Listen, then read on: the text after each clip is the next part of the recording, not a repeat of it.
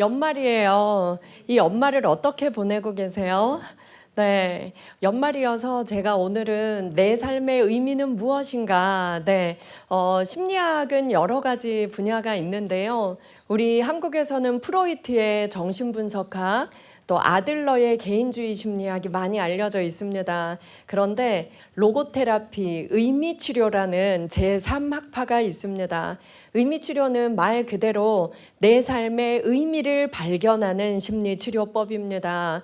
여러분, 내가 왜 태어났는지, 내 삶의 의미는 무엇인지, 내가 살면서 꼭 이루어내야 하고 발견해야 될 의미는 무엇인지, 사실 우리가 삶을 살다 보면 잊어버릴 때가 참 많습니다. 그런데 이 의미치료에서는 무엇을 가장 중요하게 생각하냐면요.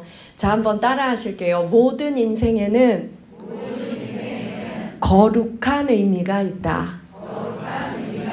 네. 모든 사람은 태어난 이유가 있고 그냥 의미가 있는 게 아니라 한 사람 한 사람에게 거룩한 의미가 있다. 네. 저는 이 단어가 너무 좋아요. 거룩한 의미가 있다. 그렇게 따지면 한 생명도 소중하지 않은 생명이 없고, 그리고 나는 쓸모없는 사람 같아. 아니요. 그리고 더 살아서 뭐 할까? 아니요. 어마어마한 의미가 기다리고 있는 겁니다. 그리고 난 차라리 죽는 게 나을 것 같아. 아니요. 그건 내가 착각하는 거예요. 네. 자, 우리가 생각해보면 세상에 나만이 할 수 있고 나에게만 주어진 일이 반드시 있거든요. 아이가 있으신 분들 생각해 볼게요. 이 아이에게 엄마는 세상에 누구밖에 없어요? 나. 이 아이에게 아빠는 세상에 누구밖에 없어요? 나. 우리 부모님 생각해 볼게요. 우리 부모님에게 첫째 딸, 첫째 아들, 둘째 딸, 둘째 아들, 나밖에 없어요.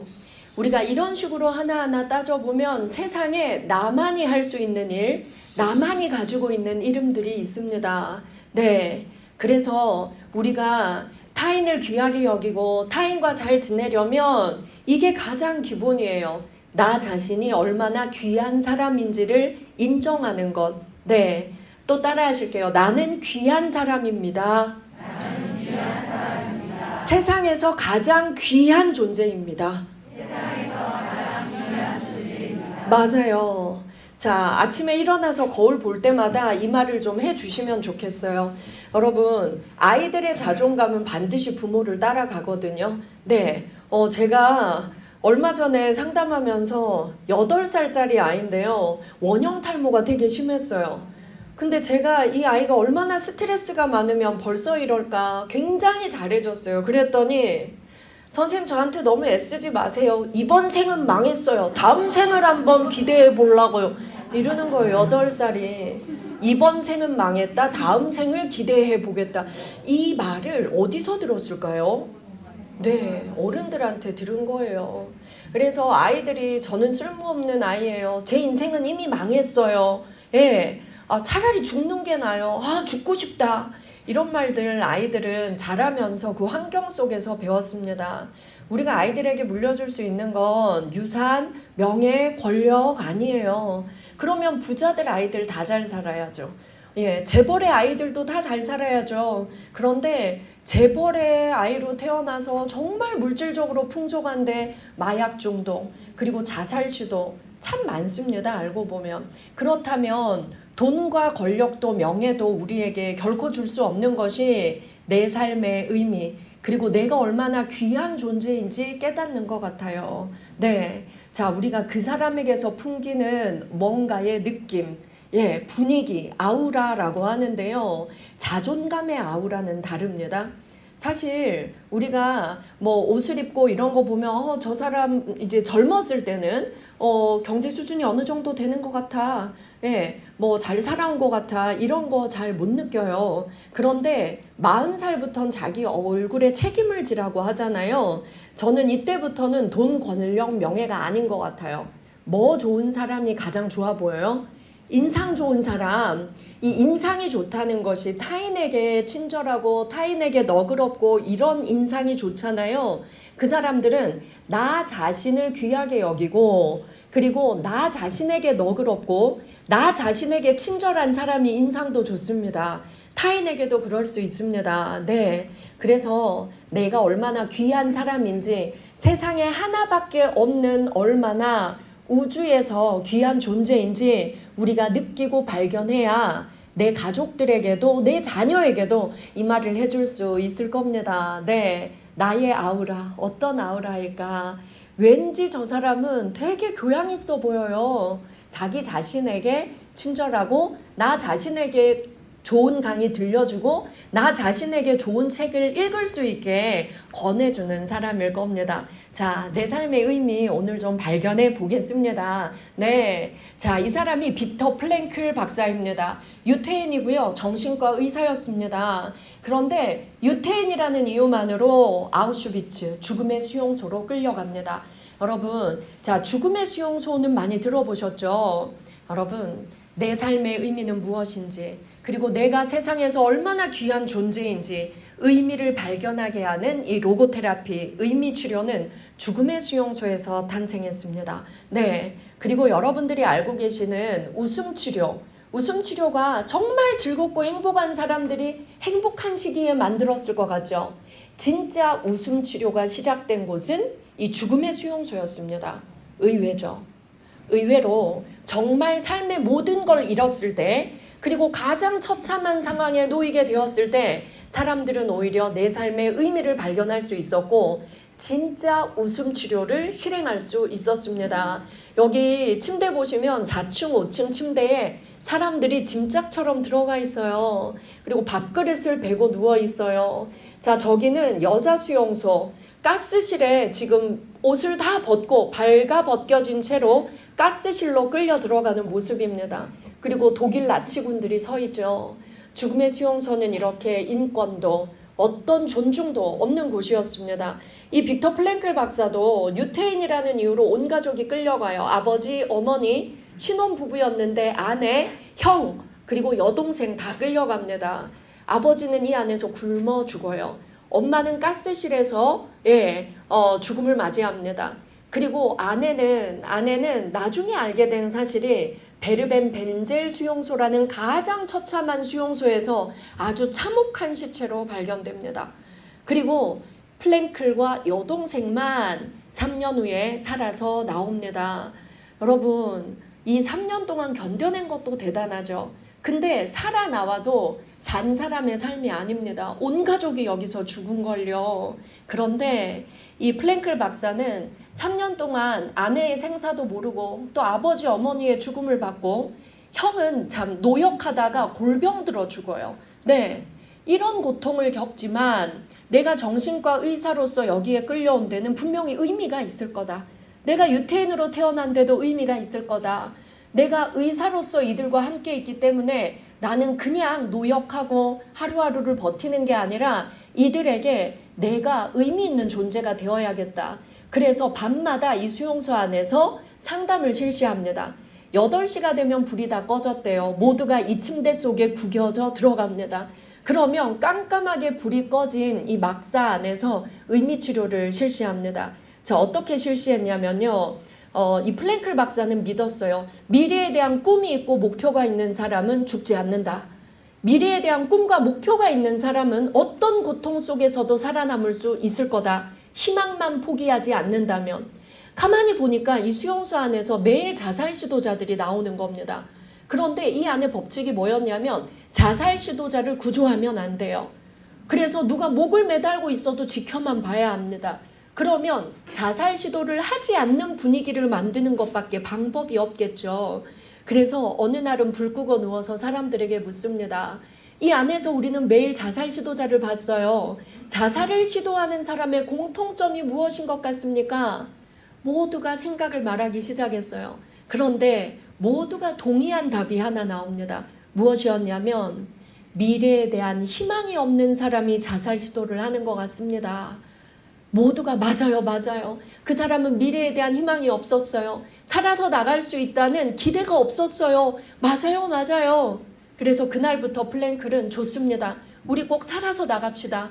우리 살아서 나갈 수 있어요. 그러면 우리 밤마다 나는 해방되는 날부터 어떻게 살 건지, 나는 왜 살아서 나가야 하는지, 우리의 희망과 미래의 목표에 대해서 우리 얘기하기로 합시다 라고 해요. 그리고 사람들에게 묻습니다. 당신은 왜 살아서 나가야 합니까? 당신은 왜 살아서 나가야 합니까? 살아서 나가야 하는 이유를 말해보세요. 사람들이 말하기 시작해요. 저는 밖에 애들이 있어요. 이 애들한테 아빠는 나밖에 없어요. 저 살아서 나가야 돼요. 좋습니다. 꼭 살아서 나갑시다. 당신은 왜 살아서 나가야 합니까? 저는요, 무명 소설가예요. 근데 처음으로 꽤 괜찮은 작품을 쓰고 있었는데 쓰다가 끌려왔어요. 저는 살아나가서 그 작품을 완성해 보고 싶어요. 좋아요. 꼭 살아서 나갑시다. 네. 당신은 왜 살아서 나가야 합니까? 저는 대학 교수였어요. 저는 학생들한테 가르치고 글을 쓸 때 가장 행복했습니다. 저는 나가서 제가 하던 공부, 강의를 계속하고 싶습니다. 꼭 살아서 나가십시오. 저는 결혼한 지 얼마 안 됐어요. 그런데 아내는 여자 수용소로, 저는 남자 수용소로 끌려왔어요. 우리가 꼭 다시 만나서 아이를 하나 낳고 싶습니다. 그래요. 아내를 꼭 다시 만나길 바랍니다. 그리고 서로를 매일 격려하는 거죠. 그리고 당신의 목표가 이루어지기를, 당신의 희망이 반드시 실현되기를 바란다고 서로가 서로를 축복해 주기 시작했어요. 사람들이 힘을 얻기 시작했습니다. 그리고 매일 짐승처럼 매를 맞으면서 노역하러 끌려가요. 그리고 독일인들은 정말 이들을 짐승만도 못한 사람으로 취급합니다. 그래서 사실 유태인을 죽이는 총알조차 아까워했어요. 그래서 가스실에 끌려가면 치클론이라는 가스가 쏟아졌는데 청산가리를 섞은 그런 가스였다고 합니다. 총알도 아까워서 청산가리를 사용했다는 거죠. 그렇게 짐승보다 못한 취급을 받고 있지만 하루 종일 노역을 견딜 수 있는 정신적 힘을 만들어야죠. 그래서 플랭클 박사가 뭘 고안해냈냐면 지금으로 말하면 개그 콘서트예요. 여러분, 고통을 견딜 수 있는 건 웃음이라고 합니다. 그래서 여러분, 힘들 때일수록 슬픈 노래 듣지 마세요. 힘들 때일수록 신세한탄하는 사람 만나지 마세요. 유쾌하고 즐거운 사람 만나고, 고통스러울 때일수록 재밌는 이야기, 즐거운 이야기 유튜브에서 찾아보세요. 저는 2시 탈출 컬투쇼 자주 들어요. 일반인들의 이야기잖아요. 거짓이 아니고. 대부분 들어보면 여러분, 성공한 이야기, 잘난 이야기가 웃음을 주나요? 내가 한 실수의 경험이 웃음을 주나요? 실수의 경험입니다. 그쵸? 그걸 들으면서 나도 그랬어. 얼마나 인간적인가요? 그래서 아침에 노역하러 끌려갈 때마다 플랭클은 숙제를 줍니다. 자, 오늘 저녁에 공터에 모여. 우리 저녁마다 죽 조금 나왔어요. 건더기도 없는 죽. 저녁을 먹고 나면 공터에 모여서 우리 만담 쇼를 하자. 모두 나가서 재밌는 얘기 하나씩을 하는 거야. 근데 주제가 뭐였냐면요. 우리는 반드시 살아서 해방되는 날 걸어서 나갈 거야. 우리가 이 노역 생활을 끝나고 해방되는 날 살아서 나갔을 때 벌어질 수 있는 재밌는 이야기들 상상해서 만들어보자. 자, 여러분, 이건 그냥 웃음이 아니에요. 어떤 조건을 가지고 있죠? 우리는 살아서 나갈 거야. 살아서 나간 그날부터 웃을 일이 많을 거야. 상상해서 그 웃음을 미리 시나리오로 써보자 이거예요. 자, 목표가 어디에 있어요? 미래에 있습니다. 여러분, 우리의 과거는 모두가 후회될 수도 있고 슬플 수도 있어요. 현재도 고통스러울 수 있습니다. 하지만 미래는 오지 않았어요. 미래를 우리가 긍정적으로 꿈꾸는 건 누구나 할 수 있습니다. 그래서 사람들이 그날부터 만담쇼를 하기 시작했어요. 처음엔 몇 명밖에 안 모였대요. 웃을 일이 뭐가 있어. 웃은 얘기를 어떻게 만들어. 그런데 매일 울음소리만 들리고 자살 시도자들이 넘쳐났던 그 수용소 안에 웃음소리가 나기 시작했어요. 그러니까 사람들이 1명, 2명, 10명, 30명 모이기 시작한 거예요. 나중에는 독일군들도 구경하러 왔대요. 너네 뭐가 이렇게 재밌니? 네. 여러분 그거 아세요? 자, 신대륙을 발견하고 미국 초창기에 자, 수많은 흑인들이 노예로 끌려갔죠. 그리고 미국 부자들이 그 노예를 거느리면서 어때요? 신대륙을 개척하기 시작합니다. 그런데 신대륙을 개척하던 그 시기에도 정말 부를 가진 백인들의 자살률이 더 높았대요. 흑인들의 자살률, 노예들의 자살률은 의외로 아주 낮았다는 겁니다. 그 비결이 뭐였냐면요. 밤마다 흑인 노예들은 모여서 춤추고 노래하고 만담쇼를 하고 그 웃음이 고통을 이기게 하는 가장 강력한 정신적 힘이었다는 거죠. 저는 독일에서 공부하던 시절에 수용소 기행을 하면서 그 만담쇼에서 어떤 이야기들이 그날의 1등으로 뽑혔나 기록을 찾기 시작했어요. 제가 가장 웃겼던 기록이 뭐였냐면요. 어느 날 1등한 사연입니다. 컬투쇼처럼. 자, 한 사람이 앞에 나가요. 너네가 보기에 믿기지 않겠지만 나는 밖에서 꽤 인기 있는 교수였어. 사람들이 막 웃어요. 지금은 뼈밖에 없다. 막 사람들이. 네. 그래서 나는 살아서 나갈 거야. 내가 살아서 나갔어. 그리고 내가 강의하던 대학으로 복귀했지. 그래서 아내가 당신 새로 옷을 사야 돼요. 백화점에 와이셔츠와 양복을 사러 갑시다. 그래서 나는 아내와 함께 와이셔츠와 양복을 사러 갔어. 그런데 이 안에서 여러분 영화에서 보셨죠? 세로 줄무늬, 네, 여기 노예 같은 사람들 다 세로 줄무늬 빠삐용 같은 옷을 입고 있죠. 여기서 세로 줄무늬 옷만 입다 보니까 내가 와이셔츠를 고르는데 세로 줄무늬 스트라이프 와이셔츠만 고르는 거야. 그래서 우리 와이프랑 엄청 웃었어. 이 얘기가 1등을 했더라고요. 여기서는 고통의 소재였지만 우리가 과거 얘기하면서 웃는 날이 올 거야 라는 희망의 개그 이야기였습니다. 자, 이런 식으로 만담쇼도 하고 그리고 밤마다 이제 또 뭐가 열리기 시작했냐면요. 유태인 중에서도 예술가들이 끌려왔을 거잖아요. 어느 막사인 시인이 있었어요. 오늘 1번 막사에서는 시낭송회가 열린대.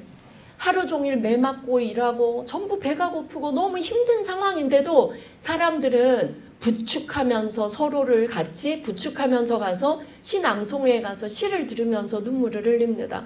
또 어느 막사에는 성악가가 끌려온 거예요. 오늘 9번 막사에서는 오페라 나비 부인을 부른대. 전부 다 상처를 물로 씻고 부축하면서 가서 그 성악 공연을 듣습니다. 여러분, 어떤 고통 속에 있더라도 예술을 즐기는 사람 그리고 웃을 줄 아는 사람들은 그 고통을 잘 이겨내더래요. 그래서 해방되는 날 걸어 나올 때 보니까 예술활동에 참여했던 사람 그리고 만담쇼에 열심히 나왔던 사람들 이런 사람들이 살아서 나오는 사람들이 많았다고 합니다. 여러분, 정신적으로 성숙한 사람들은 내 경제적 상황 그리고 나의 고통스러운 상황과 상관없이 나에게 좋은 글을 읽혀주고 좋은 강의 들을 기회를 제공해주고 그리고 우리 여기서도 음악회 하던데요. 제가 포스터 보니까 나에게 좋은 음악 들려주고 그리고 나에게 좋은 그림 보여주고 그런 것들이 우리의 정신적 자산이 되고 힘이 됩니다. 그래서 아이들 데리고 가족들 함께 그런 예술 공연, 좋은 강연들 앞으로도 많이 들으러 다니시기 바랍니다. 고통을 이길 수 있는 힘이 된다는 겁니다. 네. 자, 여러분, 로고테라피는 실존 철학이라고 하는데요. 우리가 사는 현대사회는 정신적으로 폭격당했다는 말이 어울릴 정도로 힘든 세상입니다.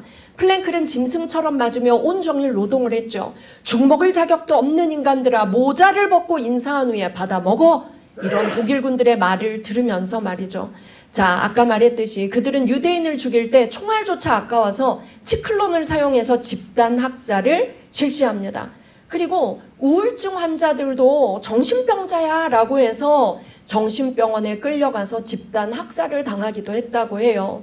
독일인들이 판단하기에 유태인들은 살 가치가 없는 생산성이 없는 사람들이었고 거기에 가스라이팅 당한 유대인들은 상당수가 그래 우리는 살 가치가 없어 쓸모없는 인간이야 이렇게 자기의 가치를 평가절하하기도 했대요. 자신의 삶이 무의미하다고 생각한 거죠. 네, 이렇게 학습된 무기력이 정말 무서운 겁니다. 여러분, 이 파란 글씨 정말 중요합니다. 의미치료의 핵심입니다. 함께 읽어요. 우리 뇌는 눈으로 본 거, 귀로 들은 건 금방 까먹어요. 내 목소리로 읽은 건 행동으로 옮깁니다. 자, 시작. 타인이 아닌 내가 내 인생에 대한 의미를 발견하는 행동, 내 인생에 의미가 있고 발견할 수 있다는 믿음을 가지고 행동하는 것, 나의 내면에서 그 힘을 발견하고 열정적으로 행동하는 것만이 나를 살아남게 할 것이다. 너무 멋진 말이죠. 여러분, 저는 20년 넘게 심리치료하면서 늘 느끼고 있습니다. 나를 치료하고 살릴 수 있는 사람은 유명한 정신과 의사 아니에요. 유명한 심리상담가 아니에요.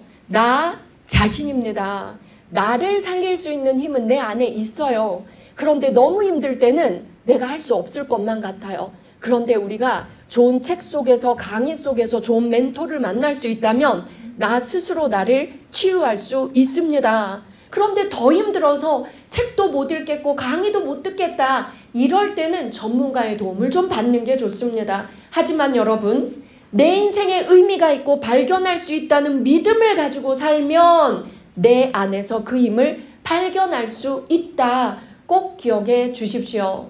자, 여러분, 인간만이 가치 있다. 모든 것은 인간에게 달렸다. 남는 것은 오로지 인간뿐이다.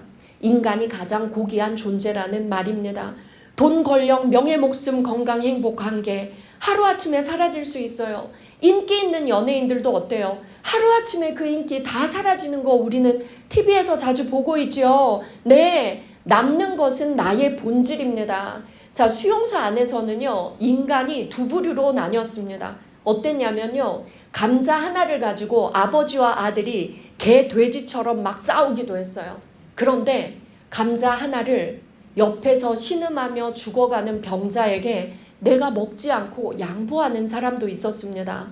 가스실에서 오늘 가스가 나올지 물이 나올지 몰라요. 살아남은 사람들은 가스실에 몇 번 끌려갔지만 샤워하는 물이 나왔던 거예요.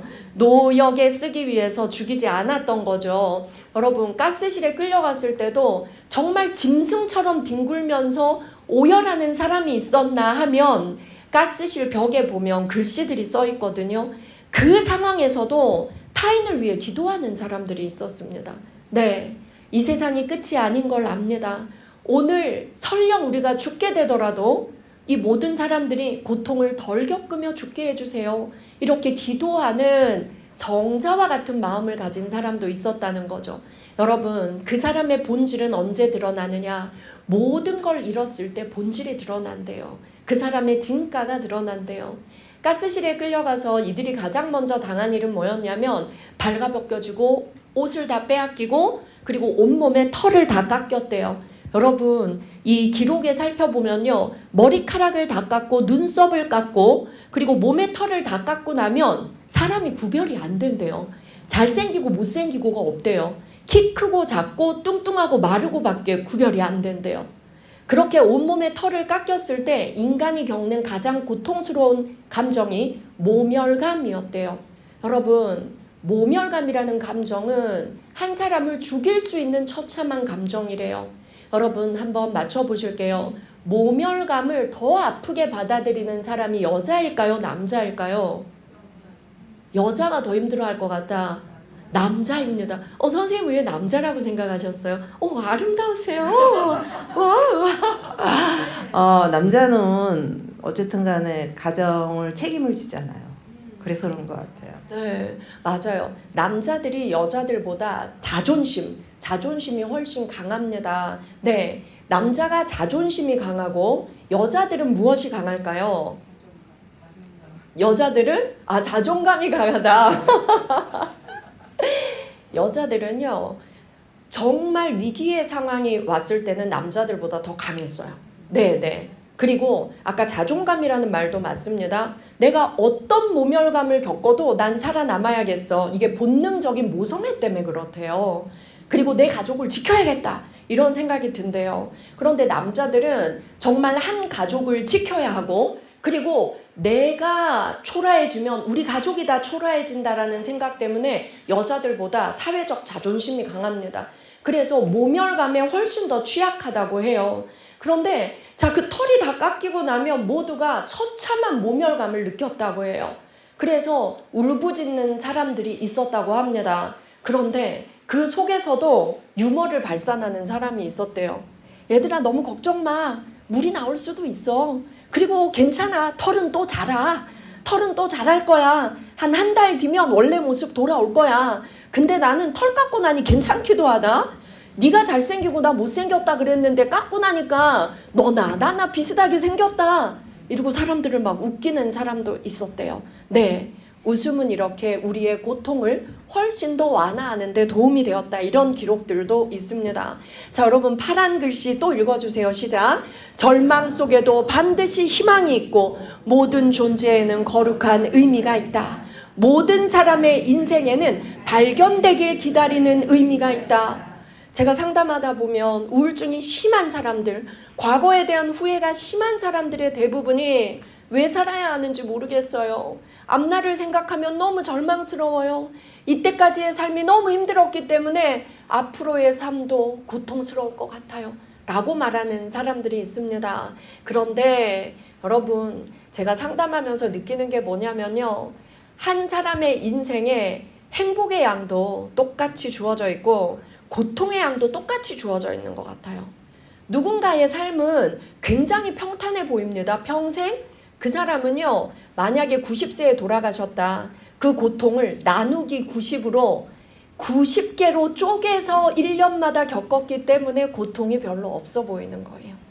누군가의 삶에는 30대까지 너무 힘들어요. 근데 여기서 내 삶을 멈춰버렸어요. 이 삶은 너무 억울한 거예요. 30대까지 몰빵으로 고통을 겪고 그 다음부터 행복이 기다리고 있는데 나 그걸 모르고 미리 죽는 걸 수도 있어요. 네, 누군가는 70세까지 70년을 행복하고 부를 누려요. 그런데 70대부터 자식으로 인해서 온갖 고통이 죽음의 순간까지 몰빵으로 닥치는 사람도 있습니다. 그래서 여러분, 지금까지 내가 살아온 삶이 다가 아니다. 자, 여러분 손 한번 들어보실게요. 저는 유난히 초년 고생이 심했습니다. 유난히 살면서 고생이 많았어요. 손 들어주세요. 저 고생이 너무 많았던 거 축하합니다. 미리 고통의 인생을 미리 사신 거예요. 젊을 때 살았으니 얼마나 다행이에요. 그러면 내 인생에 주어진 행복이 어때요? 이제 기다리고 있는 거예요. 저는 이 고통의 총량의 법칙, 행복의 총량의 법칙을 믿습니다. 네, 저한테 상담 오시는 분들 중에는 진짜 너무나 행복하고 부유한 삶을 70세까지 정말 이런 삶이 있을까 싶을 정도로 누렸는데 70세부터 정말 고통스러운 가족과의 불화, 경제적 어려움 이런 거 겪는 분들도 계세요. 그런데 여러분, 또 제가 만나는 보육원 아이들 같은 경우에는 어때요? 부모님의 사랑 하나도 못 받고 정말 20살까지 보육원에서 살면서 너무나 고통스러운 삶. 그런데요, 그 아이들 중에서도요, 학교 교사가 나오고요, 변호사가 나오고요, 의사도 나옵니다. 네, 어때요?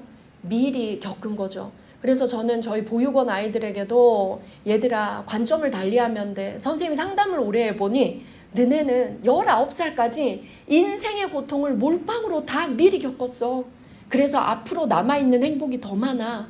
이런 생각을 우리가 가지면 내 인생의 의미를 더 많이 발견할 수 있게 됩니다. 여러분, 생명이 읽어주세요. 시작. 생명이 있는 모든 사람에겐 실현해야 할 의미와 사명이 반드시 주어져 있다.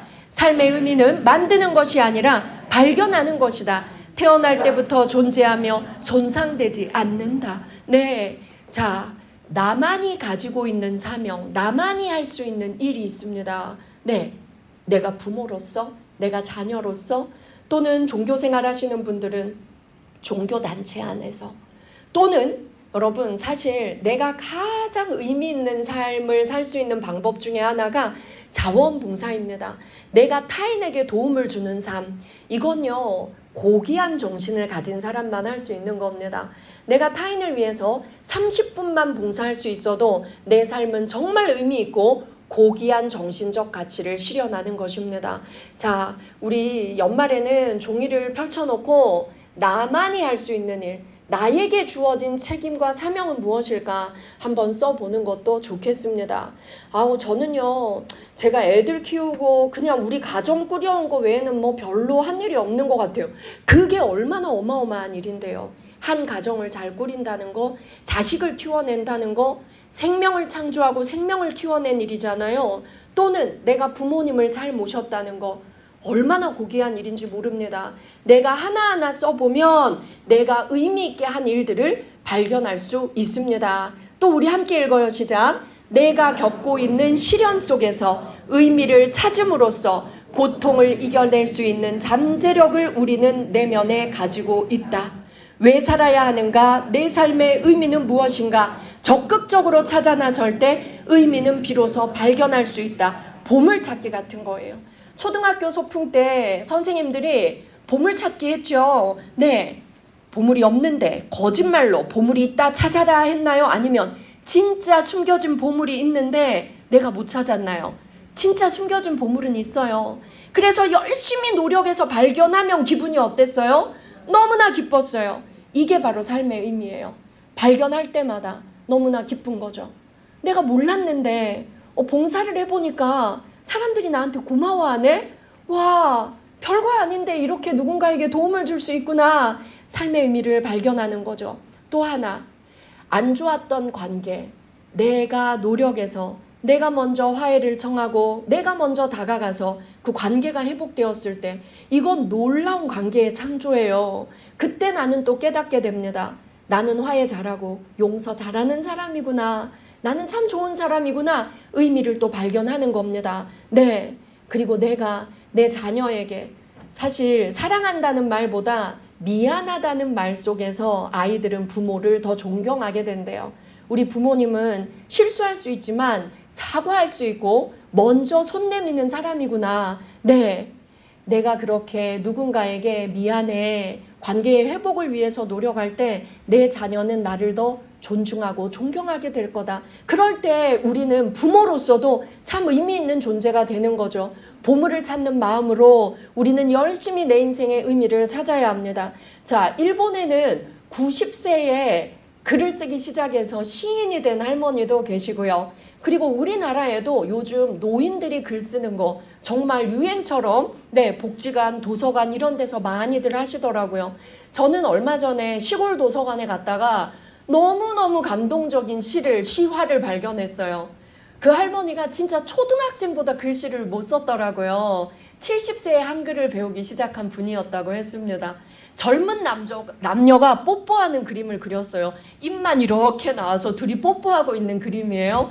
거기에 시가 써 있었어요. 제목 뽀뽀. 제목 뽀뽀. 뽀뽀가 그렇게 좋다는데 우리는 영감 살았을 때 뽀뽀 한 번을 못했네. 정말 미워한다고 생각했는데 영감 죽고 나서 이렇게 그리울 줄 몰랐네. 싸우는 것도 미운 것도 다 정이라는 걸 이제야 알았네. 세월을 돌이킬 수 있다면 우리 영감하고 뽀뽀 한번 했으면 좋겠네. 영감 죽은 지 30년이 넘었네. 와우, 너무 감동적이었어요. 가식 하나도 없고 어려운 단어 하나도 없고 이 시에 얼마나 엄청난 인생의 철학이 담겨 있습니까? 미워하는 줄 알았는데 싸우는 것도 정이었고 미운 것도 정이었네. 30년이 되었대요. 남편 죽은 지. 돌이켜보니 내가 남편을 사랑했다는 걸 이제야 깨달았대요. 뽀뽀 한 번도 못 해봤네. 뽀뽀 한 번 해봤으면 좋겠네. 이 시를 읽은 젊은 사람들은 어떨까요? 너무나 큰 배움을 얻게 되는 겁니다.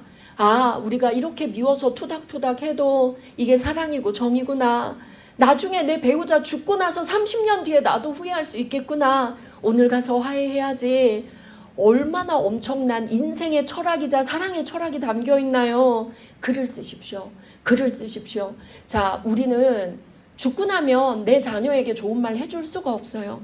그런데 내가 쓴 글은 내가 죽고 나도 내 자녀가 그 글을 가지고만 있다면 내 자녀가 죽는 날까지 내가 그 옆에 있을 수 있는 겁니다. 키울 수 있는 거죠. 제가 언젠가 자랑했을걸요. 저희 아버지는 저 23살에 돌아가셨어요. 남긴 유산이 빚밖에 없었어요. 근데 저는 저희 아버지가 지금까지 저를 너무나 잘 키우셨다고 전국을 다니면서 자랑하고 있어요. 왜냐하면 저희 아버지는 자필로 편지를 많이 써주셨어요. 좋은 책 읽으면 좋은 구절, 성경 읽으면 좋은 구절. 네, 지금도 저희 아버지 57세에 돌아가셔서 7년 후면 제가 아버지의 나이가 돼요. 근데 힘들 때마다 아버지의 편지를 꺼내보면 오늘 필요한 말이 다 써 있어요. 제가 90세, 100세를 살게 돼도 57세에 돌아가신 저희 아버지가 남긴 글들을 보면서 저는 잘 늙어갈 수 있겠다라는 자신감이 들어요. 우리는 내 자녀보다 오래 살 수 없어요. 내 자녀보다 오래 살 수 없는 우리들은 좋은 말들로, 내가 영원히 해주고 싶은 말들로 글로 남겨서 의미 있는 존재로 내 자녀와 영원히 함께 살아갈 수 있습니다. 연말이에요. 편지 쓰기 좋은 계절이에요. 네, 우리 가족에게 의미 있는 편지 쓰는 그런 시간을 좀 갖죠. 상처받아서 만신창이가 된 것처럼 보이는 마음속에도 순수한 밝은 빛, 삶의 목적과 고귀한 의미는 있습니다. 그 무엇도 나를 죽일 수 없습니다. 내가 희망을 포기하지 않는다면, 내 마음속에 고귀한 의미를 버리지 않는다면. 자, 함께 읽어요. 시작. 불행과 고통밖에 없어 보이는 인생에도 반드시 숨어있는 행복이 있고, 고통의 의미를 발견함으로써 우리는 더 큰 성장을 할 수 있습니다. 과거에 겪은 고통은 한탄하라고 있는 게 아닙니다. 과거에 내가 겪은 실패와 시련, 실수들은 후회하라고 있는 게 아닙니다. 어떻게 하라고? 의미를 발견하라고, 더 큰 성장의 걸음으로 쓰라고. 저희 아버지는 사기를 많이 당하셨어요. 그래서 저희 엄마가 너무 고생을 하셨죠. 그런데요, 제가 사기꾼에게 속지 않는 법 사기꾼에게 속지 않는 법, 막 제가 쓴 책에 보면 막 그런 거 나오거든요. 근데 그런 거 저희 아버지가 글로 써주셨어요. 상미야, 아빠는 남들에게 늘 좋은 사람이기 위해서, 내가 좋은 사람이라는 걸 포기하고 싶지 않아서 거절하지 못하는 병이 있었다. 내가 정말 불편하고 싫은데도 거절하는 그 순간이 너무 힘들어서 술하겠다가 돈도 잃고 뭐 잃죠? 사람 잃고. 그건 진리예요. 상미야, 돈 잃고 사람 잃고는 진리란다. 어떤 경우에도 1번 너를 지키고 2번 네 가족을 지키고, 타인이 힘든 부탁을 할 때는 너와 가족을 지킬 수 없다면 용기 내어 거절해야 한다. 그래서 거절이야말로 진짜 나와 가족을 지키는 용기다. 그런데 타인에게 늘 좋은 이미지, 좋은 사람이 되기 위해서 늘 오케이 수락하다 보면 네 인생이 힘들어지고 가족을 지킬 수 없게 된다. 이건 저희 아버지가 실패의 경험을 기록한 거예요. 그것도 훌륭한 재산이 됩니다. 왜냐하면 부모가 성공의 경험만 많이 알려준다고 해서 그 자식이 분명히 성공의 삶만 살지 않습니다. 왜냐하면 삶에는 고통의 순간, 실패의 순간, 유혹의 순간, 어려움의 순간이 많기 때문이죠. 그래서 부모는 실수와 실패의 경험도 글로 남기고 이야기로 해주는 것이 저는 중요하다고 생각해요. 자, 우리처럼 이 실수를 너는 하지 말거라. 그리고 그 실수의 순간이 왔을 때 아빠의 말을, 엄마의 말을 꼭 기억하거라. 네, 저는 그게 더 좋은 의미의 일기장이 될 수도 있다고 생각을 합니다. 고통의 의미를 발견하는 사람은 성장합니다.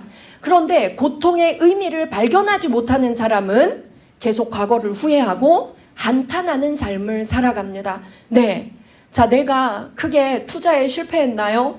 주식 코인에서 큰 돈을 날렸나요? 고통의 의미를 기억해야 돼요. 아, 한 방은 없구나.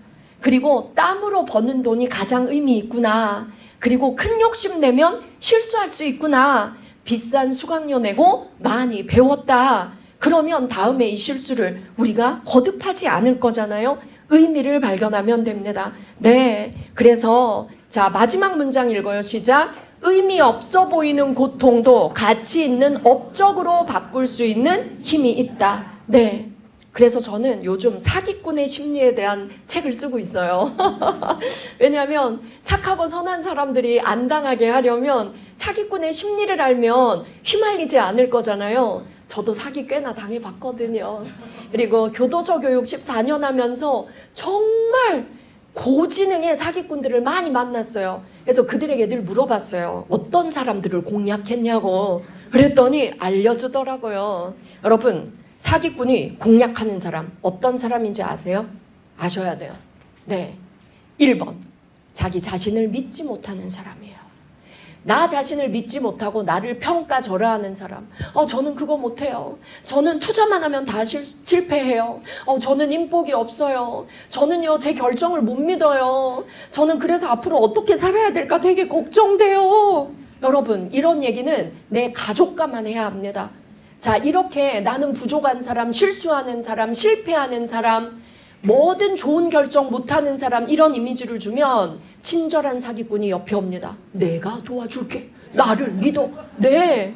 여러분, 돈 많이 벌게 해주겠다. 그리고 무조건 너를 도와주겠다. 만난 지 얼마 안 됐는데 이런 친절을 베푸는 사람은 99.99% 사기꾼일 확률이 높습니다. 네. 제 말에 아주 격하게 공감하시는 언니 오빠들 좀 당해보셨죠? 네. 우린 거기서 의미 발견하고, 예, 앞으로 내가 그렇게 하지 않겠다. 결심하면 됩니다. 네. 잘하셨어요. 누가 아멘 하셔서. 네.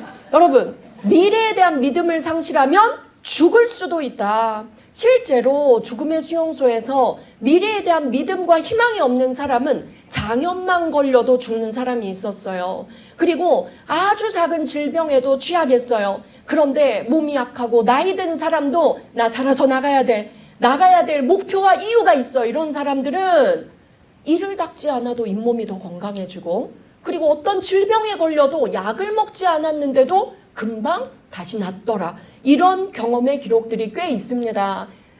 과거의 상에 몰두하며 인생을 의미 없다고 말합니다. 미래에 대한 믿음을 상실한 사람은 삶의 의지도 상실했습니다. 여러분, 그래서 마지막 줄 읽어요. 시작! 실현과 실패를 통해 발견한 의미를 기록하고 미래의 성장 에너지로 활용하기. 미래에 대한 목표 정하기. 네, 저는요 어르신들 만나는 거 되게 좋아해요. 80세, 90세, 지금 저의 스승인 이시영 박사님은 올해 93세셔요. 저는 박사님에게 내일 뭐 하실 거예요? 다음 달에 뭐 하실 거예요? 내년 목표는 뭐예요? 100세 생신 때는 뭐 하실 거예요? 계속 여쭤봐요. 지난주에 뵀을 때도 94세 생신 날은 어떤 이벤트를 할까요? 95세 생신은요? 110세까지 했어요, 같이. 너무 좋아하세요. 네. 생신 때마다 책을 펴내고 북콘서트를 하는 겁니다. 80세에 그림을 그리기 시작하셨어요. 83세에 문이나 전시회를 하셨어요. 네. 그래서 제가 93세니까 내년에 94세잖아요. 박사님, 안 해본 거 중에 94세에는 뭘 도전하실 거예요? 그랬더니 글쎄, 악기를 배워보시면 어때요? 좋아, 악기를 배워보고 싶어. 그럼 뭘 배우고 싶으세요? 그랬더니 네가 가르쳐 줄 수 있는 게 뭐야? 물으시더라고요. 제가 저한테 피아노 배우시겠어요? 그랬더니 좋다. 피아노를 배워서 내가 좋아하는 노래를 한 손으로라도 한번 쳐보고 싶다. 저한테 피아노 배우실 거예요. 너무 멋있지 않아요? 94세의 신사가 피아노 앞에 앉아서 네, 나의 살던 고향은, 그쵸? 네. 그래서 부모님이 한 분이라도 살아계시는 분 손 드세요. 네, 그분들께 내년의 목표를 여쭤보세요. 그리고 몇 세 생신, 80세, 90세, 100세 생신에 어떤 이벤트를 할 건지 같이 계획을 잡으세요. 꿈을 물어보세요. 네, 미래에 대한 목표가 있는 사람은 과거의 해상에 몰두하며 인생을 의미 없다고 말하지 않습니다. 과거는 이미 흘러갔어요.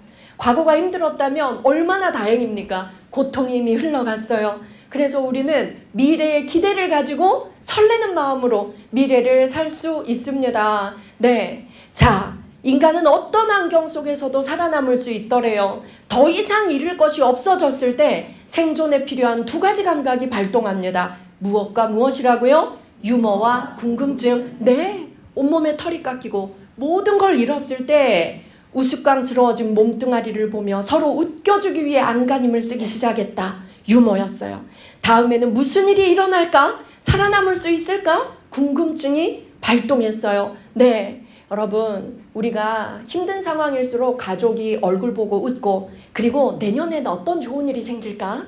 우리 앞으로는 우리가 얼마나 잘 되려고 올해 이렇게 힘든 일이 많이 생겼을까? 네, 이런 대화로 궁금증을 서로 물을 수 있다면 고통을 이길 수 있는 힘이 또 생길 겁니다. 어떤 열악한 곳에서도 깊은 잠을 잘 수 있더래요. 인간은 이를 닦지 않아도 잇몸이 건강했고 상처가 나도 곪지 않았대요. 중요한 것은 어떤 의지라고요? 생존 의지였습니다. 우리가 자녀에게 물려줄 가장 중요한 유산은 뭐지요? 생존 의지입니다. 자, 이런 것들을 내 자녀들에게 나눠줄 수 있는 부모가 가장 위대한 유산을 나눠주는 부모라고 저는 생각합니다. 절망이 오히려 자살을 보류한다. 절망 속에서도 의미만 발견할 수 있다면 그 누구도 자살하지 않을 수 있습니다. 삶은 절망스러워도 더 영적이고 고차원적인 정신적 생활은 더 심오해 줄 수도 있습니다. 자, 노역을 하러 가는 길이었어요. 프랭클 박사가 짐승처럼 매를 맞으며 걷는 모멸감의 현장이었습니다. 프랭클은 이때마다 생각을 미래로 옮겨갔어요. 현재를 보는 게 아니라 미래로 갑니다. 육체의 고통과 마음의 괴로움에서 벗어나 아내와 정신적인 대화를 시도합니다. 아내의 목소리, 그녀의 웃는 모습, 마음으로 쓰는 편지, 그녀의 영상이 밝게 빛나는 황홀한 체험을 하며 정신적 자유를 마음껏 누렸습니다. 자, 여러분, 현실은 힘들어도 우리가 뭘 상상할 수 있죠? 미래를 상상할 수 있습니다. 더 좋아질 거야. 그리고 머릿속으로 내가 가장 사랑하고 보고 싶은 사람을 떠올리면서 영혼의 대화를 할 수 있다는 거죠. 네, 자, 여러분, 사랑하는 가족 중에 돌아가신 분, 네, 한 분 떠올려 볼까요? 네, 그분은 아마 우리가 잘 살아가도록 지금도 마음으로 빌고 있을 겁니다. 네, 내가 정말 사랑하는 가족이 먼저 하늘로 갔다면 한 번씩 하늘 보면서 얘기하세요. 잘 살고 있지? 나도 잘 살고 있어. 나 도와줘. 우리 그리고 다음에 정말 행복하고 밝은 모습으로 만나자. 네, 자, 이런 정신적인 대화가 우리의 고통을 더 줄여줄 것이다. 오늘 제목이 지구는 사랑을 중심으로 돈다였어요. 여러분, 유태인들은 이렇게 장례식 복장으로 결혼을 했어야 했대요. 이 둘은 까만 원피스를 입고 이렇게 결혼을 합니다. 이 당시에 유태인은 아이를 갖는 것도 안 됐어요. 그래서 아이를 가지면 강제 낙태. 이들도 결혼 후 몇 달 후에 아이가 생겼지만 끌려가서 강제 낙태를 당합니다. 그리고 아우슈비츠 죽음의 수용소로 끌려갈 때 이 아내는 간호사였거든요. 근데 너는 죽음의 수용소 안 가도 돼. 총알 만드는 군수물자 만드는 공장으로 가. 이렇게 주어졌어요. 그런데 틸리입니다. 이름이. 틸리가 아니요. 온 가족이 죽음의 수용소로 끌려가는데 나도 같이 가겠어요. 이러고 기차에 올라타요. 플랭클이 아무리 타지 말라 그래도 그 기차에 올라탔어요. 그리고 아우슈비츠에 같이 내려요. 내렸더니 남녀를 분리했어요. 그래서 1시간 만에 헤어져요. 근데 그 1시간 같이 있으려고 그 수용소를 같이 간 겁니다. 이 아내에게 얼마나 미안하고 아내가 얼마나 보고 싶었겠어요. 3년 동안 생사조차 알지 못했어요. 3년 동안 마음으로 정신적인 대화만 나누었던 거죠. 나중에 알고 보니까 이 아내는 벌써 죽은 사람이었어요. 가장 참혹한 수용소에서. 근데 여러분, 정말 신기한 일이 있었어요. 3년 후에 해방이 된 날 걸어서 나오는데 사람들이 전부 지친 모습으로 나옵니다. 처음 보는 남자가 옆에 와요. 그리고 플랭클 박사에게 말을 걸어요. 너 집이 어디야? 나 오스트리아 빈이야. 집까지 갈 차비 있니? 플랭클이 아니, 나 한 푼도 없어. 어떻게 갈 거야? 모르겠어. 있잖아. 내가 유태인들의 옷과 장신구들을 모아놓은 창고에 들어가서 금목걸이 하나를 훔쳐왔어. 나 금목걸이 있다? 정말? 그래. 내가 이거 팔아서 우리 차비로 같이 쓰자. 와, 그걸 언제 챙겼어? 보여줄까? 이러고 목걸이를 딱 보여주는데 기절할 뻔했어요. 결혼할 때 틸리한테 초록색 펜던트 목걸이를 선물했는데 그 파는 사람이 예술가가 세상에 딱 2개만 만든 거다. 그 목걸이인 거예요. 그런데 거기에 뒷면에 결혼식 기념으로 문장을 하나 새겼어요. 지구는 사랑을 중심으로 돈다. 이거 세상에 2개밖에 없는 건데 그 둘 중에 하나인 거잖아요. 뒤로 딱 돌려보니까 지구는 사랑을 중심으로 돈다 이렇게 써 있었어요. 아, 내 아내가 이렇게 나한테 사랑을 전하고 있구나. 그래서 플랭클은 나중에 확신하게 됩니다. 아내가 죽었다는 걸 안 뒤에도 사람의 영혼은 없어지지 않는구나. 어떤 식으로든 영혼은 소통할 수 있구나. 이걸 믿게 됩니다. 자, 인간이 추구해야 할 가장 궁극적이고 숭고한 목표는 뭐죠? 바로 사랑입니다. 인간에 대한 구원은 사랑을 통해 실현됩니다. 우리 가족끼리 서로 사랑하는 거.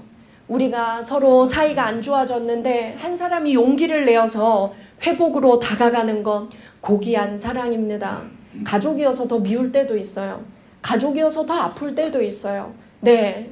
그러나 가족으로 만났다는 건 정말 운명적인 만남이죠. 내가 좀 더 용서하고 내가 좀 더 품을 수 있다면 그것 또한 내 인생의 의미이자 나의 사명일 수 있습니다. 어떤 고통 속에 있든 사랑하는 사람을 생각하며 행복의 극치를 경험할 수 있습니다. 그 사람이 살았든 죽었든 상관없이 사랑은 육신을 초월해서 어디든 갈 수 있다. 24시간 아내와 정신적 대화를 나누며 고통을 초월합니다.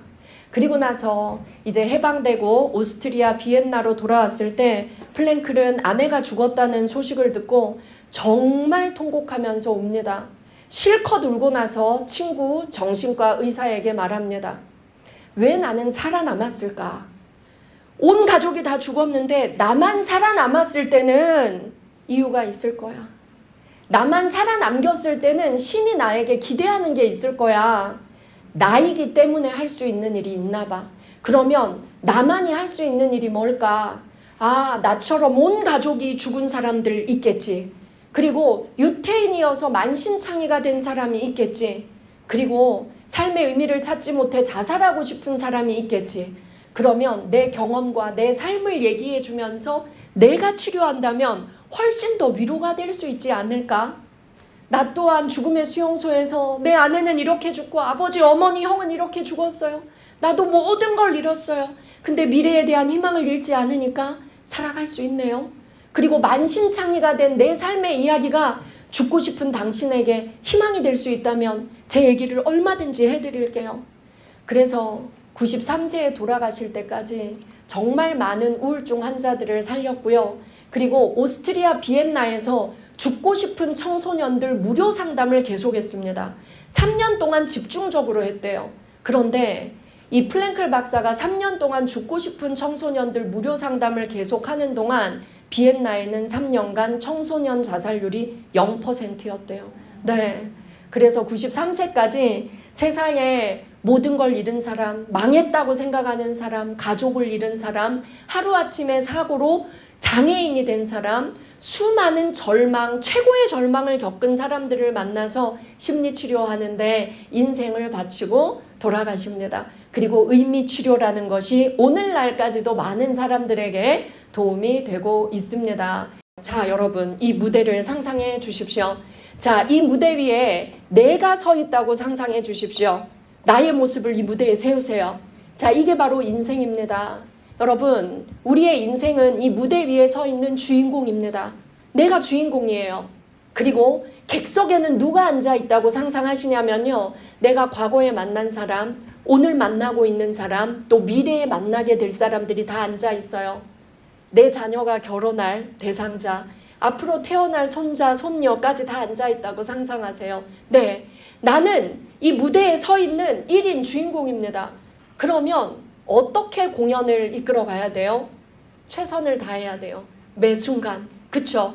그리고 이들이 감동받도록 재미를 느끼도록 의미 있는 공연을 해야 합니다. 네, 저도요, 강연하기 전에는 이틀 전부터 배가 아플 정도로 긴장하면서 준비합니다.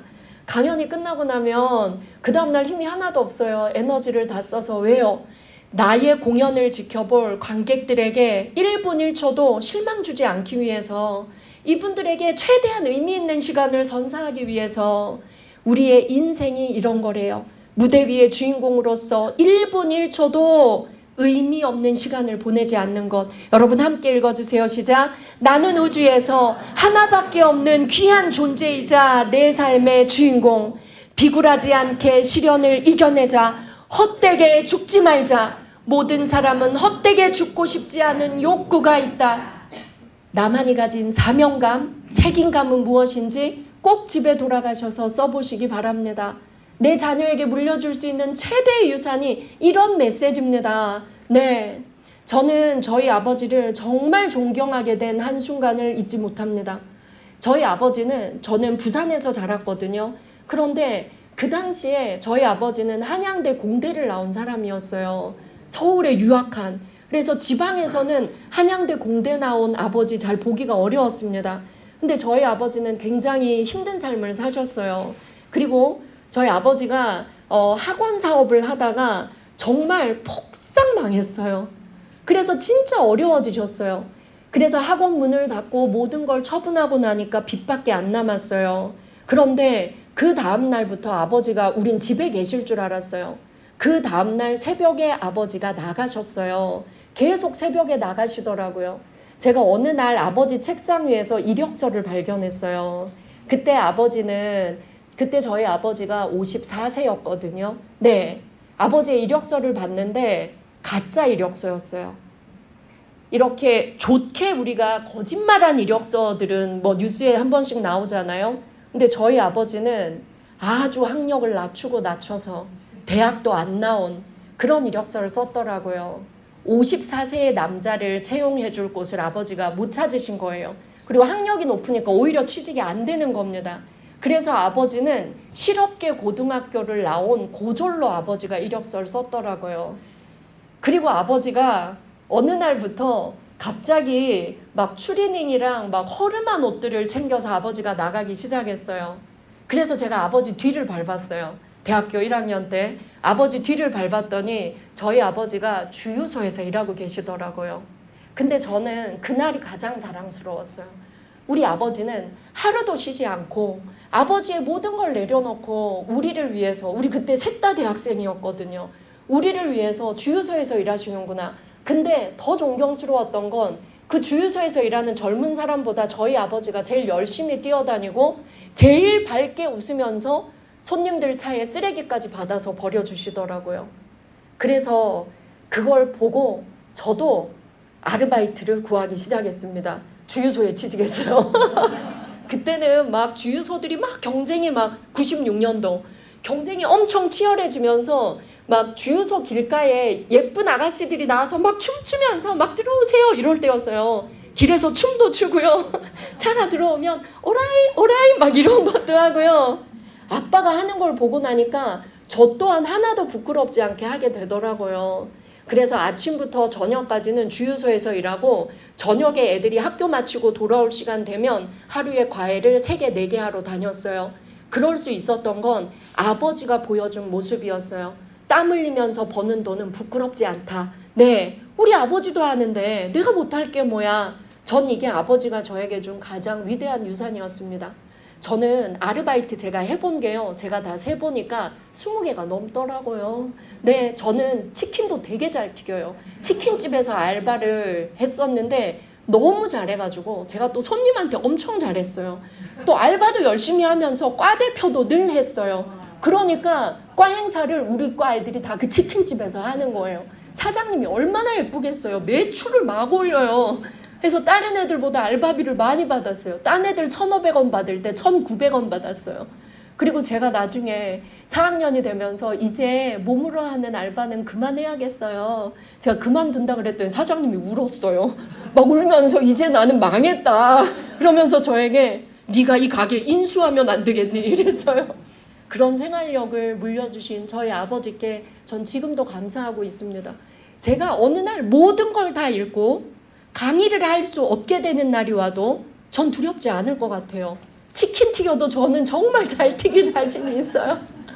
식당에서도 알바 오래 했고요. 제가 음식도 잘합니다. 되게 빨리 잘해요. 그리고 호프집에서 일할 때는 제일 팔힘이 센 아이였어요. 5개씩. 그 무거운 맥주잔을 5개씩 들 수 있는, 네, 팔힘도 세요. 그래서 우리가 내 자녀에게 물려줄 수 있는 가장 큰 것은 시련과 고통 속에서도 희망을 잃지 않는 모습, 그리고 생존의지. 아까 했었죠. 생존의지. 어떻게든 살아남을 수 있다. 그리고 땀으로 번 돈은 부끄럽지 않다. 떳떳한 것이다. 네, 어떤 고통과 시련 속에 처해도 그 아이가 오뚜기처럼 일어날 수 있는 힘 가르쳐야 합니다. 네, 저희 아버지에게 사명감과 책임감은 아버지로서 돈은 없지만 돈을 벌 수 있고 그리고 아버지가 없어도 꿋꿋하게 잘 성장할 수 있는 그 힘을 주고 가신 것 같아요. 그래서 감사합니다. 오늘의 마지막입니다. 그럼 삶의 의미 어떻게 찾나요? 알려드릴게요. 삶의 의미를 찾을 수 있는 3가지 방법 알려드립니다. 첫 번째, 창조 가치입니다. 무엇인가를 창조하거나 어떤 일을 함으로써 의미를 발견할 수 있습니다. 자, 밑에 읽어주세요. 시작. 육아, 예술 창작, 학문, 봉사활동. 이게 인생의 창조 가치예요. 자, 나는 아이를 하나 낳았습니다. 손 들어주세요. 아이를 하나 낳았습니다. 오! 생명 하나를 창조하고 키우신 거예요. 대단하세요. 난 둘 낳았습니다. 와우! 생명을 둘이나 낳아서 그 생명을 창조하고 키웠어요. 나 위대한 사람이죠. 자, 셋을 낳았습니다. 손 드세요. 와! 생명을 셋이나 낳고 창조하고 키워내신 거예요. 넷을 낳았다 있으십니까? 나는 넷을 낳았습니다. 오늘 3명이 최고입니까? 그래요. 여러분, 저는 살면서 아무것도 한 게 없어요. 그냥 애만 낳아 키웠어요. 그거 진짜 나의 가치를 모르는 거예요. 생명을 낳아서 키웠다는 것은 정말 위대한 창조 가치예요. 예술 창작, 글을 쓰고 사진을 찍고 무엇이든 예술과 관계된 일을 하는 거 창조 가치예요. 학문, 여러분 지금도요. 강의 들으면서 공부하는 거 학문의 일환입니다. 책을 읽는 것, 제가 이 도서관 때문에 이 동네에 이사 오고 싶어요. 너무너무 부러워요. 이렇게 좋은 도서관 저는 못 봤어요. 제가 이사 오면 저도 강의 들으러 올게요. 네, 네, 학문. 그 다음 봉사활동. 타인을 위해서 봉사하는 건 가장 고귀한 정신적 가치다. 봉사활동을 시작해보자. 좋습니다. 그 다음 체험 가치예요. 자, 읽으세요. 시작. 어떤 일을 경험하거나 어떤 사람을 만남으로써, 여러분, 어떤 일을 경험하는 것, 어떤 사람을 만나는 것, 모든 건 운명입니다. 의미를 찾을 수 있습니다. 읽어주세요. 내가 만난 은인들, 나를 용서해 준 사람들, 나를 꼭 필요로 하는 사람들. 네, 여러분 이거 한번 써보세요. 정말 눈물 납니다. 내 삶 속에서 은인이었던 사람들, 네, 그들을 떠올리면서 전화 한 통, 편지 한 통 쓸 수 있겠고요. 돌아가셨다면 그분을 위해 또 기도해 줄 수 있겠죠. 우리는 내가 용서한 사람만 머리에 기억한대요. 그런데 사실 살면서 우리도 많은 사람의 용서를 받았습니다. 나의 잘못을 용서해 준 사람 누구였나? 그 사람을 떠올려 보는 것 정말 인생의 체험 가치입니다. 또 나를 꼭 필요로 하는 사람은 누구인가? 선생님, 나를 꼭 필요로 하는 사람 한 명만 말씀해 주세요. 나를 꼭 필요한 사람이요? 내 곁에 있는 사람들이요. 네, 한 명만. 한 명만? 내 친구요. 아, 그래요? 내 친구. 아, 나에게 가장 의미 있는 존재입니까? 이름 한번 불러주세요. 이규홍. 오늘 문자 보내세요. 내가 마이크 잡고 네 이름을 외쳤다. 평생의 은인으로 기억될 수 있습니다. 네, 선생님은 네, 한 명 누가 떠오릅니까? 나를 꼭 필요로 하는 사람. 자식들? 그렇죠. 내 자녀들에겐 내가 가장 귀한 엄마죠. 감사합니다. 선생님은 누가 떠오르세요? 남편이요. 우리 남편한테 나 꼭 있어야 해. 감사합니다. 선생님 누가 떠올랐나요? 저희 아들.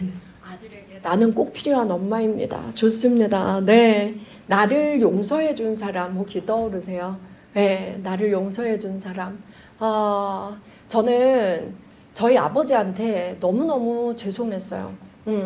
저희 아버지가 저 대학교 4학년 때 돌아가셨는데 제가 그때 진짜 잘못 판단한 것 같아요. 저희 집이 너무 가난했기 때문에 저는 아버지가 투병하고 6개월 누워 계시는 동안 제가 조금 더 아르바이트를 더해서 집에 10,000원이라도 더 붙여주는 게 효도라고 생각했어요. 그런데 나중에 아버지 돌아가시고 알았어요. 그렇게 빨리 돌아가실 줄 몰랐어요. 조금이라도 가서 얼굴 더 보고 대화를 나누는 것이 진짜 효도였구나. 돈으로 바꿀 수 없는 건데. 그래서 제가 막 기차 타고 내려갔을 때는 거의 이제 숨이 넘어가고 있는 상황이었어요. 그래서 아버지 미안해요. 내가 더 많이 못 온 거 미안해요. 아버지 저 이제 왔어요. 그랬더니 저희 아버지가 진짜 온몸의 힘을 다 써서 눈을 뜨고 상미야 이러고 제 손을 딱 잡고 돌아가셨어요. 네. 그래서 아버지가 저의 모든 잘못을 용서해 준 게 아닐까 이렇게 생각을 합니다. 네, 자 여러분 마지막 태도 가치예요. 이거 너무 멋진 말이에요. 시작. 피할 수 없는 시련에 대해 어떤 태도를 취하기로 결정함으로써 자기 초월의 경지입니다. 네, 자 피할 수 있는 시련이라면 적극적으로 피해야 돼요. 피할 수 없는 시련이라면 어떻게 해야 되죠? 어떤 태도. 네, 맞서야죠. 이길 수 있어. 좋은 날 올 거야. 이 경험을 통해서 배울 게 있을 거야. 의미를 발견하자. 이게 바로 태도 가치입니다. 이번 생은 끝났어요. 다음 생을 기대할게요. 이렇게 말한 그 아이의 부모님은 늘 그런 식의 말을 했을 거예요. 내 인생 망했어. 아유, 이제부터 모르겠어. 될 대로 되라지. 이런 말을 했을 거예요. 그런데 시련이 닥쳐와도 나의 태도만 내가 결정할 수 있다면 이겨나갈 수 있어. 이런 태도 가치를 우리 자녀들에게 알려줍시다. 여러분, 여기 멋진 말이 있어요. 읽어주세요. 시작.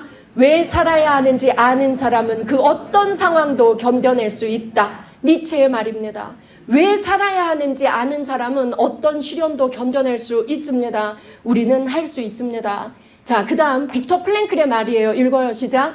삶의 목적이 있다면 시련과 죽음에도 반드시 목적이 있을 것이다. 시련과 죽음 앞에서 삶의 의미를 찾는 사람들은 그 어떤 상황도 견딜 수 있고 강해질 수 있으며 행복해질 수 있다. 사람에게서 모든 것을 빼앗더라도 한 가지는 빼앗지 못한다. 주어진 상황에 대한 그 사람의 태도와 스스로의 대처 방식을 선택할 수 있는 자유이다. 네. 어떻게 고통에 맞설 것인가? 그 선택은 나의 자유라는 것입니다. 네. 자, 여러분, 오늘의 마지막이에요. 필연 운명과 선택 운명이 있습니다. 자, 이건 운명 분석가 존디가 한 말입니다. 필연 운명, 내가 선택한 게 아니에요. 태어나 보니 내 부모의 자식이고요. 태어나 보니 내 형제들이 나에게 주어져 있어요. 태어나기를 나는 시골에서 가난한 집에서 태어났어요. 이건 내가 선택한 게 아니에요. 이건 무슨 운명이에요? 필연 운명이에요. 필연 운명은 우리가 수용해야 합니다. 하지만 필연 운명은 만 19세에 끝납니다. 20세부터는 무슨 운명이 시작돼요? 선택 운명입니다. 내가 나를 어떻게 키우기로, 내가 미래의 목표를 어떻게 세우는가에 따라 내 인생은 달라지는 거죠. 내가 부모님께 귀한 대접 받지 못했다면 20세부터 내가 나를 귀하게 여기고 귀하게 키우면 됩니다. 미래의 목표를 잡고 나를 공부시키고 나를 계속 성장시키면 됩니다. 그래서 선택 운명을 살아가는 우리들은 죽는 그 순간까지 나를 잘 키워야 될 의무가 있습니다. 네. 자, 여러분, 아모르 파티 김연자가 한 말이 아닙니다. 니체가 한 말입니다. 여러분, 아모르 파티의 뜻은 이겁니다. 읽으세요. 시작. 운명을 사랑하라. 운명을 축복하라. 나의 선택 운명을 사랑하고 내 운명을 축복합시다. 필연 운명이 나는 정말 힘들었던 사람이 있습니까? 그러면 정말 근육이 튼튼한 사람입니다. 내 필연 운명이 힘들었을수록 타인을 이해할 수 있는 역량이 더 클 거예요. 고통과 시련 속에서 벌떡 일어날 수 있는 힘이 더 클 거예요. 고통 속에 있는 사람을 위로할 수 있는 힘이 더 클 겁니다. 그래서 내 운명을 축복하고 사랑하는 삶을 앞으로 살아나가기로 해요. 우리 다 함께 아모르 파티 한번 외칠게요. 시작! 아모르 파티! 네, 내 운명을 축복합시다. 고맙습니다.